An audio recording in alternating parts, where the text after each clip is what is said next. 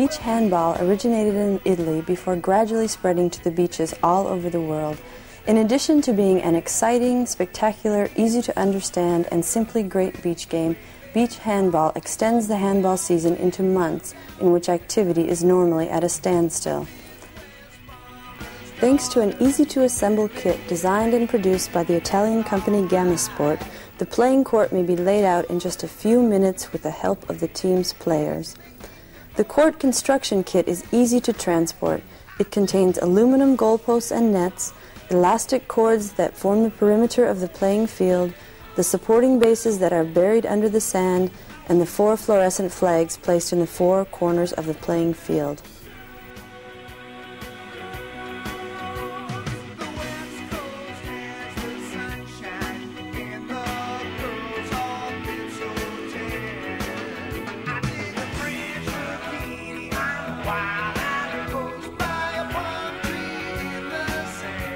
The perimeter of the playing court is marked by the cords, while the goal area is marked out in the sand.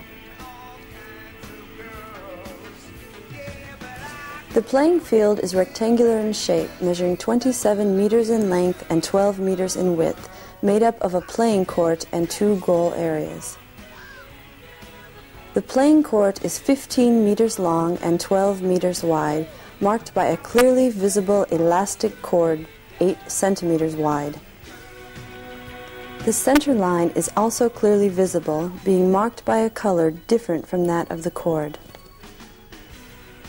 The goal area is created by marking out in the sand a line parallel to the goal line at a distance of 6 meters.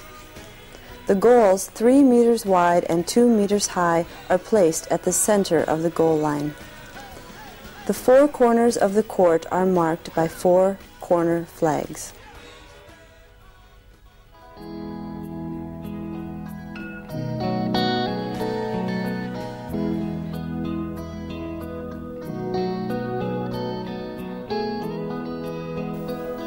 There is no need to be at the seaside to be able to play beach handball. All that is needed is a sufficient amount of sand to form a covering about 40 centimeters in depth, and the court construction kit. In this case, the court must be covered when it is not being used to keep it fit for use and clean.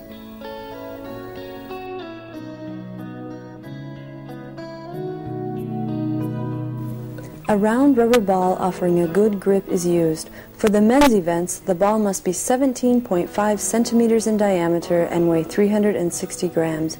Women's events should be played with a ball 16.5 centimeters in diameter, weighing 290 grams. Youngsters and children may use a smaller and lighter ball. The ball is manufactured by the Italian company Trio and endorsed for beach handball by the IHF. It is made of soft, easy-to-grip and sand-repellent rubber. The ball is made of 2 layers of rubber. The external spongy layer makes the ball soft, easy to grip, and clean, while the more compressed rubber of the inner layer helps the ball retain its shape even after long exposure to ultraviolet rays. The valve is sealed between the 2 layers of rubber, thus ensuring constant pressure. But let us return to the sport. It is very important for players to warm up, performing exercises with and without the ball. Warming up is especially important considering that while on one hand the surface of the playing field makes the sport more spectacular, on the other hand it makes it harder for players to run and keep their balance as players get tired more quickly. Suitable training is thus necessary before being able to play a game.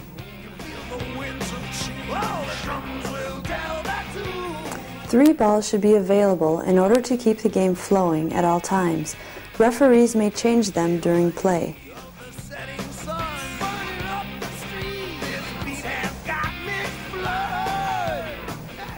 A match is split up in 2 halftimes. Each halftime has its own score. Halftimes last 10 minutes each, with a 5-minute break in between.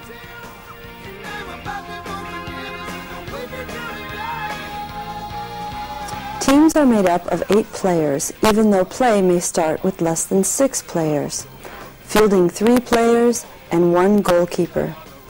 If, during the match, fewer than 4 players become available, The match must be stopped and the opposing team will be awarded the match.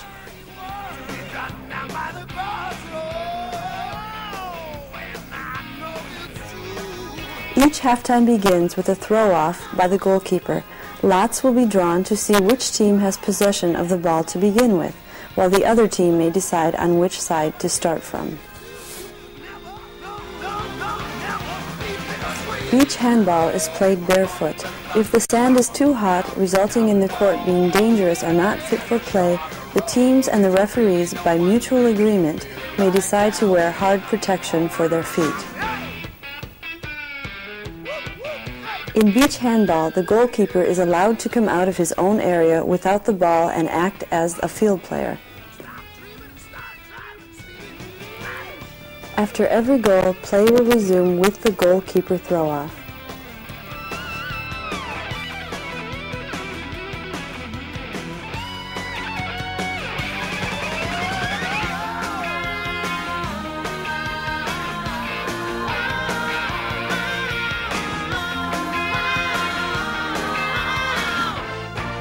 Both teams are entitled to request one timeout per game.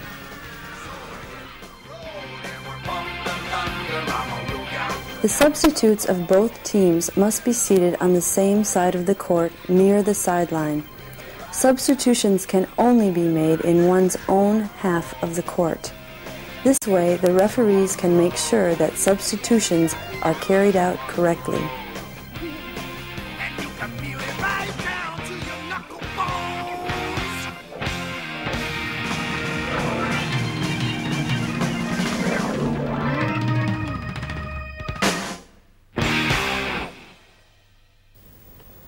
In the event of a tie at the end of each halftime, the sudden death system, first to score wins, is adopted.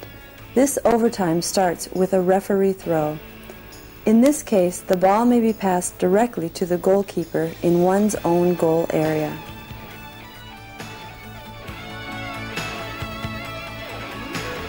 The team that wins the halftime will be awarded 1 point. If the team wins both halves, it will have won the match 2-0. In the second half, the match resumes with a score of 0-0 and with the goalkeeper throw-off.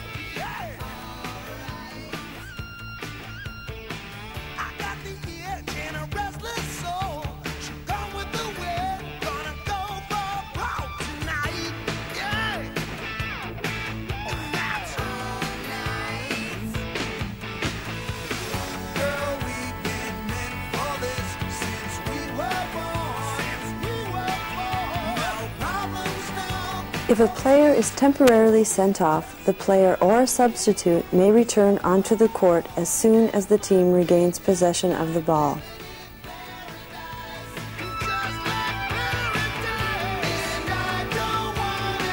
If the sending off is for the whole match, the player may not return onto the court, but may be substituted as soon as his team regains possession of the ball.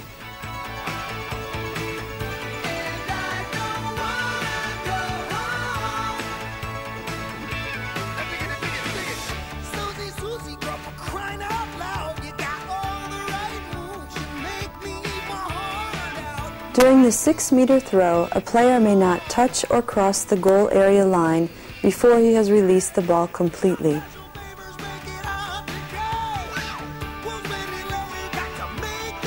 A goal counts 1 point. 2 points may be scored by receiving and shooting while in the air. If the goalkeeper scores a goal from the playing court, the goal will be worth an extra point. If he scores directly from his goal area, 1 point only will be awarded.